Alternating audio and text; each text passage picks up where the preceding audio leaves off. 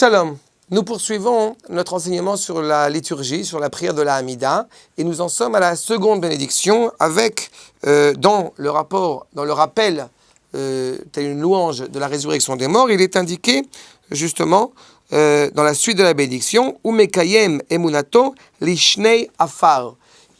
Akadosh Baruch Hu fait par sa fidélité, fait par sa confiance dans la créature, fait exister ceux qui sont endormis dans la poussière.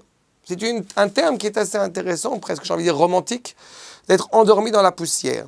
Quand il s'agit évidemment des êtres décédés. Et pourtant nous parlons justement d'être endormi. Dans cette notion d'endormi, il y a étrangement un rapport à la délivrance. Nous avons deux manières de comprendre le sens, le terme qui est évoqué quand on parle de la délivrance du peuple juif. Je vous rappelle qu'on est pour l'instant dans l'époque de la louange. On n'est pas encore dans les 13 bénédictions qui viendront, qui annoncent la demande, qui annoncent une demande envers Akadosh Baruch Hu. Ici, nous sommes dans la louange et justement, mettre l'accent sur le fait de la reconnaissance envers le Créateur qui fait exister ces êtres endormis, eh bien, le terme de endormissement rappelle, évoque, fait l'allusion au bout du compte à l'exigence, la confiance plutôt dans la délivrance. À savoir, Ketz à Yeshua.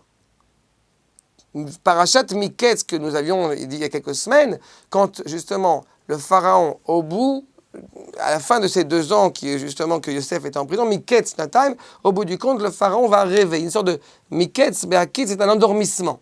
Mais on peut le comprendre aussi d'une autre manière, qui n'est pas seulement justement un endormissement, d'avoir rêvé, d'être dans une réalité justement endormie, mais au contraire, dans une opération de réveil. C'est-à-dire cet endormissement qui précède le réveil.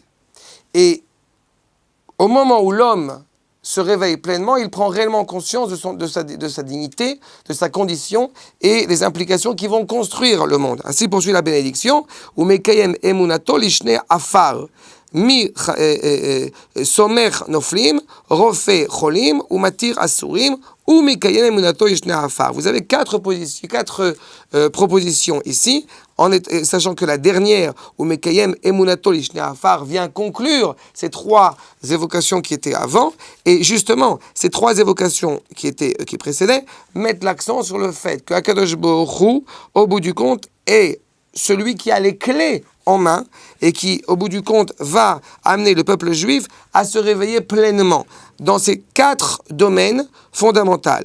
C'est pas 4 domaines fondamentaux de la construction de notre société, de la construction du projet divin. Amaftechot akshamim, les clés matérielles, aparnassa, le subvenir à ses besoins, la triatametim, justement, et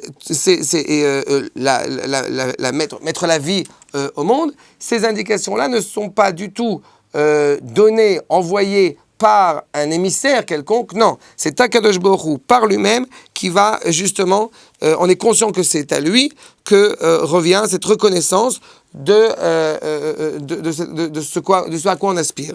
C'est exactement ce qui est indiqué par ce Mekayem emunato lishnei afar. Nous avons confiance dans le Créateur, nous avons une pleine confiance dans le Créateur qui va, au moment opportun, réveiller ceux qui sont pour l'instant en apparence totalement endormis. Ainsi, je rappelle cette fidélité, encore une fois, d'Akadosh Baruch Hu, de souhaiter réveiller les morts au moment opportun.